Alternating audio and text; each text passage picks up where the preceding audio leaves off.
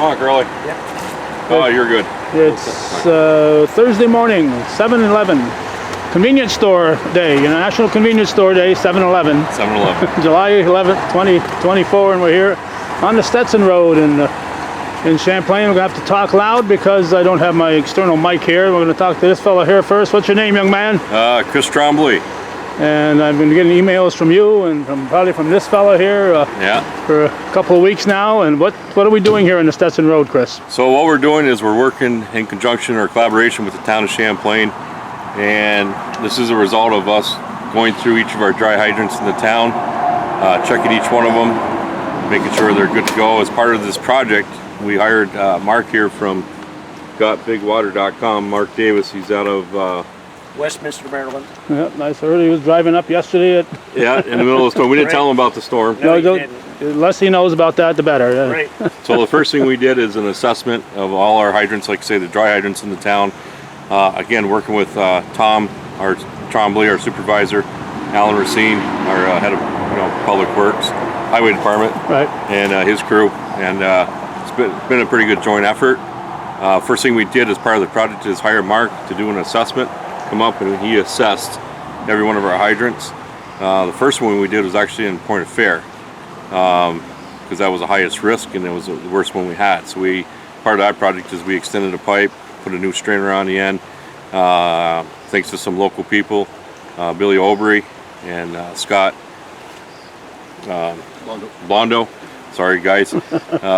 Billy and Scott are official divers, I guess. They don't take any money, they don't get paid, they've been helping us out. So I like those kind of people. Yeah, we really appreciate your help because there's not a lot of divers around here, but they came out, they helped us install that one. That one's working better than it ever has been.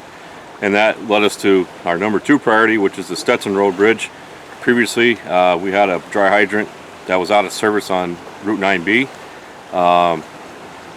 but it's a dangerous area when you're out there in the middle of the night trying to pump and trying to get trapped. Yeah, so again, we couldn't do this without Tom's support, the town's support, not just Tom, the whole town, and Alan and Curly and his crew. And so it's been a project in the works for, I don't know, probably at least the last year and a half anyway. So okay. And when Chris is talking about he's talking about the Champlain Fire Department. Champlain Fire District, Champlain Fire Department, and we work well, of course, with Ross's Point. Curly is a assistant chief down there and drives our trucks during the day and we have to work together. I mean, it's this day and age. Yeah, we work together. If he's around during the day and close by, and same thing. If I'm in Ross Point, we'll grab a truck. And I mean, it's all about helping the people. And that's right.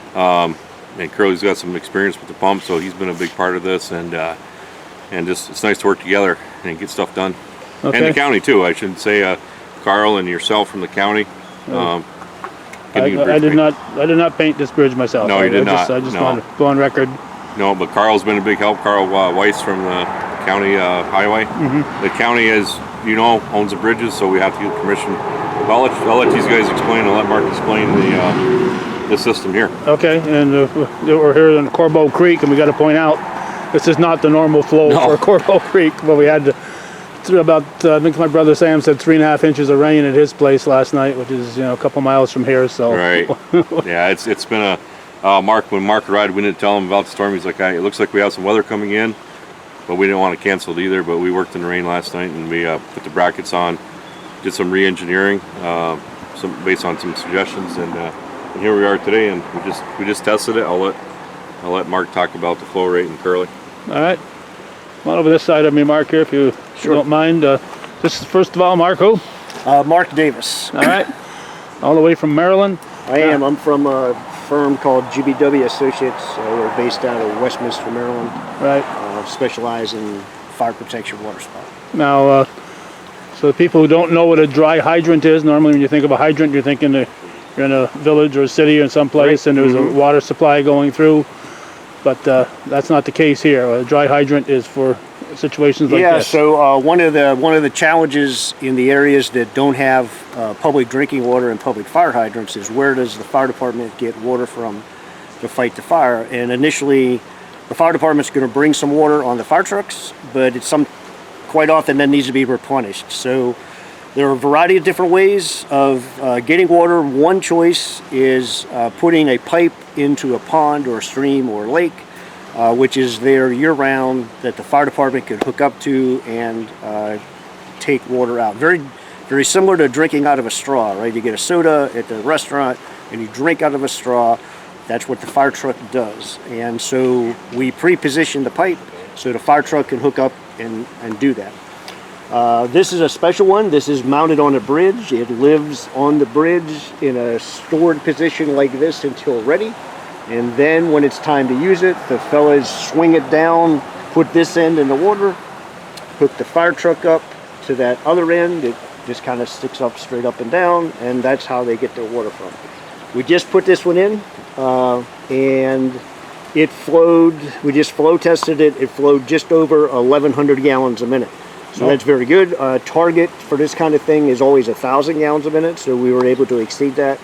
Of course, it does depend on the size of the pumper, and so this is a large pumper, which is important. It's a 2,000 gallon a minute pumper, so it has the capability to take as much water as possible out of there.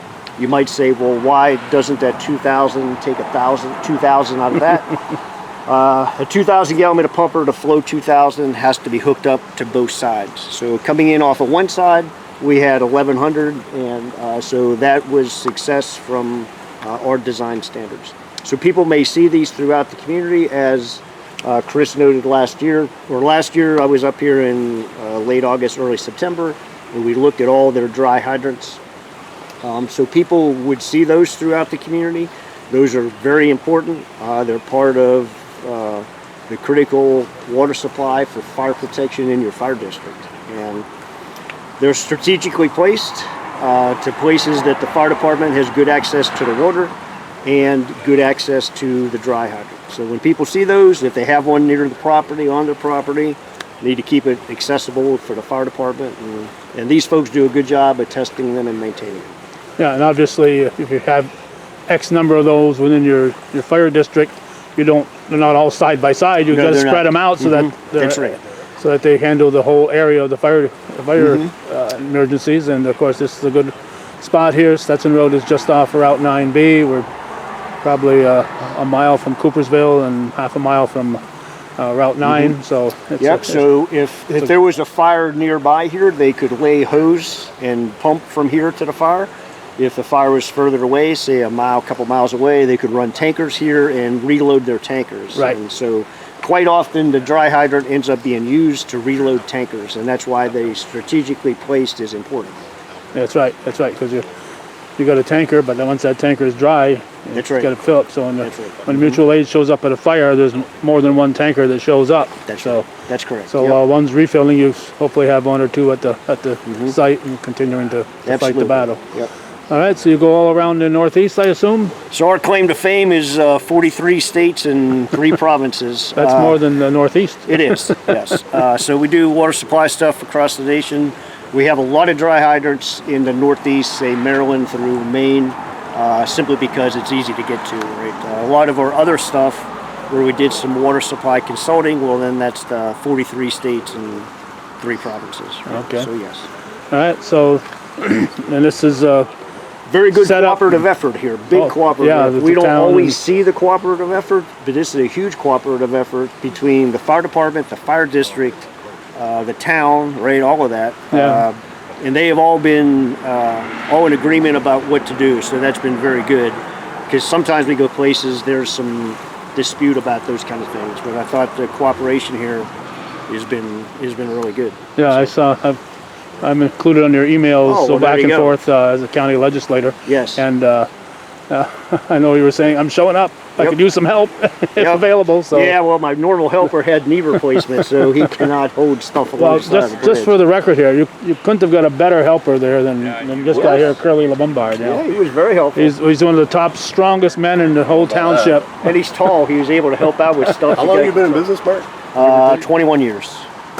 I spotted this on YouTube probably 5 or 6 years ago. Oh, I We've been got you. pushing for it ever since. got But you. it's not a fairly new design, but it's a great design for maintenance. Very simple to work on. Yeah, It's not in the earth. We're fighting Mother Nature all the time in the rivers. Because every year, up and when down. the spring thaw comes out, the ice pack comes out, it breaks off our hydrants all the time. So you got And- to have something elevated out of the. And environmentally friendly, right? This is no different than the fire department putting their hose in to get water. So in terms of having to look at environmental impact of putting a pipe in the waterway year-round and all the rules and regulations that go along with that, this is totally different. Even the strainer is trout approved, right? Trout stream approved, meaning that it's designed where you may have trout fingerlings that they would not get sucked up into that strainer. So it's kind of a, you know, a whole package deal that Right. just takes a little different approach to dry hydrants, especially on bridges. Right? So, yeah. So, but 20 below zero, they can still maneuver all this. So that'll be a trick. It'll be a matter of how deep, how bad the ice is. Now, Yeah. in general, though, right, moving water is difficult to freeze. So this water, where we have it at, should be moving most of the time, so that if it is frozen, you should be able to still get it down through there. You may have to drop something, you may have to Yeah, bang something, but probably should be okay. Whereas if it was a lazy flowing or a pond, then no, that would not. Yeah, right. If it just sat there, but Yeah. yeah. So So yeah, okay. Anything else we should know about, Mark? I don't think so. All right. No, I mean from a local political, local government aspect, this was really a very good cooperative effort. Again, I see a lot of different arrangements of things, but I thought your cooperative effort here was really good, even from the initial go down of let's take a look at all of the dry hydrants in the district. I thought that was all very well done, and folks have actually taken action. Some places we go, we look at that stuff and then nothing ever happens, but folks have actually done work to fix things that needed fixed and whatever. So kudos to to your local jurisdiction. All right. All right, Curly, you're hoping to never use this, though, right? Oh, that's what the hope is. Yeah, you're never putting know. this in, but you Making don't our want job it. easier because we're all getting older, right? You were looking at him when you said that. Well, anything else you want to add here, Curly, No, before I we don't think throw you I think bombard it's a great here? idea, and I'd like to see some more in the township, but it takes time. It Yeah. takes money. Yeah, sure. Get a fellow drive up here from Maryland just for the mileage. Yep. And we got Eric Day here, who's the #1 man at the emergency services. And I'm going to go off topic here, Good morning, Calvin. because yesterday you were talking about OSHA. Can we talk about OSHA Yeah. and the problems that fire departments are going to have here if this goes through? Sure. I was just on the phone with a reporter talking about it. That's the hot topic of the last couple of days. So federal OSHA has a rule On this project. called 1910-156 that applies to the fire service. Has for a number of years, since the 80s, and they've decided that it needs to be updated, which is a good decision. The original rule is dated and probably doesn't include some of the things that it should, and maybe some of the things that are in there need to be modified or changed to meet the current times. However, the proposed rule that's out there, that's under comment period currently, is onerous at best. The OSHA document's about 600 plus pages. The proposed OSHA rule includes some 20 plus NFPA standards that would be incorporated and made part of the rule. Those 20 plus NFPA standards are about 2,500 pages, so we're looking at about 3,100 pages of new ruling / regulations on the fire service, paid and volunteer, the EMS service, your emergency medical folks, and also was just speaking with somebody. It really also applies to. There are a few in our region. Small not-for-profit groups that do backcountry rescue, search and rescue. I remember a number of years ago on Thanksgiving we were up in Ellenburg searching for Munn Boardman was the fellow we were looking for. I remember working with a number of volunteer agencies and folks that came over from Vermont that just do backcountry search work. This would apply to them as well and have impacts for them. The biggest impacts that I see that are that potentially can hurt us, certainly in the volunteer world, are impacts to personnel and the time. There are a number of items that are included in this proposed rule that will really drive up the amount of hours that that folks need to put in at the firehouse administratively, on the human resources end, on the training end, and on the response end. And quite frankly, it's onerous. You make a reference to somebody laughed at me yesterday when I said this, but it's kind of like the Operation Market Garden in World War II. A bridge too far. They've gone so far, but they went just a little too far here with this thing. So we're the fire service in general in the county here yesterday with a press event, but statewide and nationwide are trying to get the word out to have folks get on a website where you can make comment in the Federal Register and try to have OSHA hold off on applying this rule and maybe going back and looking at some of the requirements with the fire service in general, so we can maybe wrangle it in and make it so that it fits for small departments. Yeah, I was at a town Moore's board meeting 2 nights ago on Tuesday, and the fire chief in Moore's, Todd Gumla, was there, and he was expressing his concerns to the board. It's a time right now where, when I was growing up, you had waiting lists, and now I don't think there's any fire department That's anywhere in the within view that has a waiting list. I'm not aware of any that are lacking for space to have people come on. We're all lacking for people. That's right. Anybody would, any of the agencies at this point would give consideration to anybody that comes and applies today. We're not turning anybody away. And there's already so many training things that they have to go through already. So if you throw this on top of all that, you're really helping to chase away potential volunteers. Correct. Chase them away, or even push away folks that are already there today. That's right. Listen, I've given my whole life to this thing. I put in so many hours a week. I can't take any more, and out the door they go. There are, just one simple example of a proposed requirement that I struggled with. If you read the document and you were to follow it to the T, it suggests that a rig check or a truck check would have to be completed after each run.